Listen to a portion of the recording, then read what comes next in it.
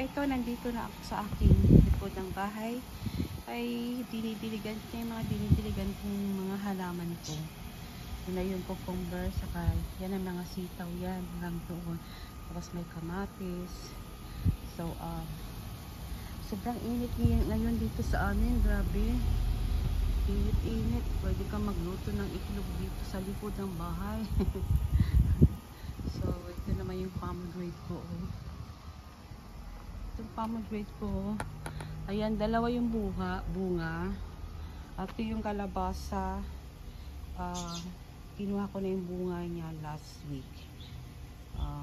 Saka nung 2 days bumili ko sa aking katrabaho. Walang halaman doon, mainit doon. Kasi yung aking kamatis. Kaya madami ng hinog na nandoon. No? Pwede ko lang kunin mamaya. Biso. Ito yung aking sitaw na ang dami-dami ng bunga. Ayan. Dami-dami bunga. Kahit sobrang init,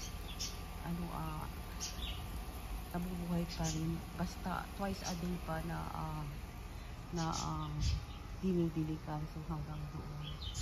Yan. So dito ako kumukuha ng iba kong gulay. Hanggang doon may mga gulay ako doon. Sitaw doon. Ngayon na sitaw. Yung aking kamatis na-trim ko siya kasi madaming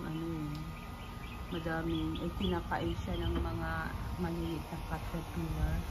So ito, ang init-init ngayon dito sa aming sobra.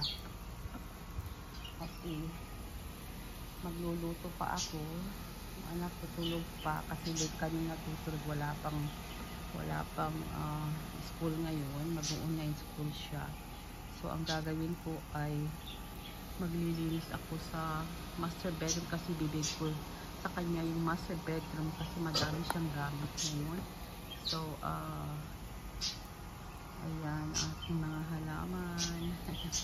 Ang aking hobbies dito sa Amerika, nakakatuwa. So thank you for watching.